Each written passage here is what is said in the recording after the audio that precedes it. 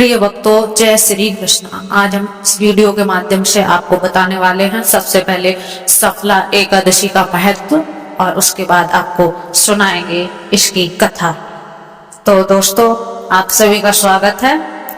सफला एकादशी का महत्व है। धर्मराज युधिष्ठिर कहने लगे कि जनार्दन, मैंने मार्गशीर्ष शुक्ल एकादशी मोक्षदा एकादशी का सविस्तार वर्णन सुना है।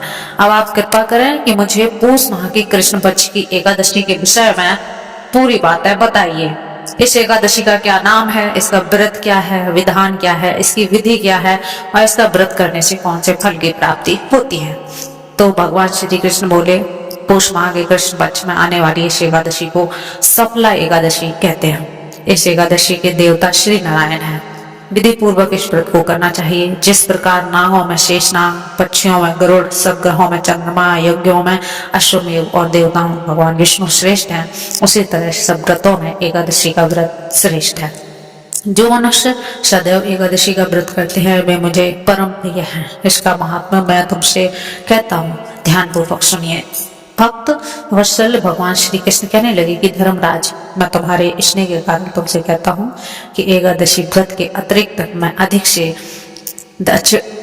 अधिक दक्षिणा पाने वाले यज्ञ से भी प्रसन्न नहीं होता हूँ जितना कि एकादशी के व्रत से होता हूँ।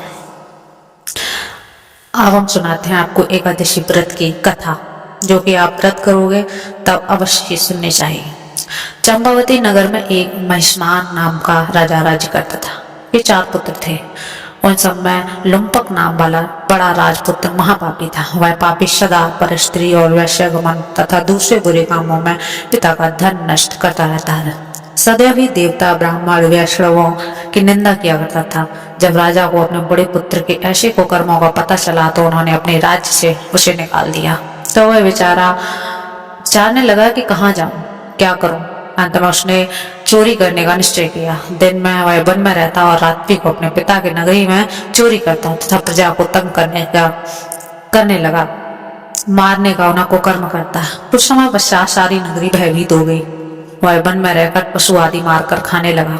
नागरिक और राज्य के कर्मचारी उसे पकड़ लेते किंतु राजा के भय से उसे छोड़ भी देते। वन में एक अति प्राचीन विशाल पीपल का वृक्ष था। लोग उसकी भगवान के सामने पूजा करते थे। उसी वृक्ष के नीचे वह महापापी लुम्पक रहा करता था। इस वन को लोग देवताओं की क्रीड़ा स्थली मानते थे। कुछ समय पश्चात पूष कृष्ण की दशमी के दिन कृष्ण पक्ष की दशमी के दिन वह वस्त्रहीन होने के कारण शीत के चलते सारी रात्रि सो नहीं सका। वहां उसके हाथ पैर अकड़ गए। सूर्योदय होते होते वह मूर्छित हो गया। दूसरे दिन एकादशी के माध्यम से जब सूर्य की गर्मी पाकर उसकी मूर्छा दूर हुई तब गिरता पड़ता वह भोजन की तलाश में निकल पड़ा। पशुओं को मारने में वह समर्थ नहीं था, अतः पेड़ों के नीचे गिरे हुए फल उठाकर वापस उसी पीपल वृक्ष के नीचे आ गया। उस समय तक भगवान सूर्य अस्त हो चुके थे। वृक्ष के नीचे फल रखकर कहने लगा, हे भगवान, अब आपको ही अर्पण है ये फल, आपकी तरफ हो जाइए। उस रात्रि को दुख के कारण रात्रि को भी नींद नहीं आई।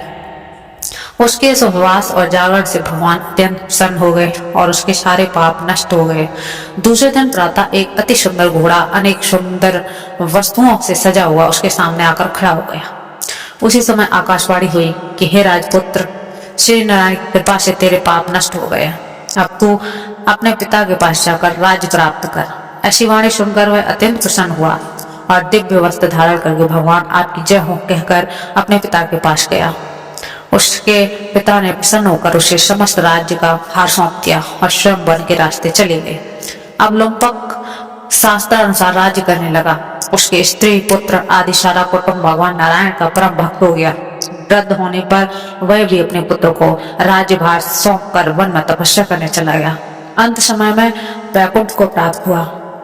अतः जो मनुष्य इस परम पवित्र सफला एकादशी का व्रत करता है उससे अंत में मुक्ति मिलती है। जो नहीं करते हैं वे पूंछ और सींगों से रहित पशुओं के समान है।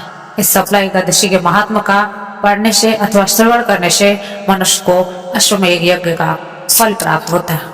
अतः आप भी इस व्रत को करें और अपनी मनोकामना तोड़कर। दोस्तों, अगर आप चैनल पर नए हैं तो हमारे चैनल को सब्सक्राइब करना ना भूलें। धन्यवाद।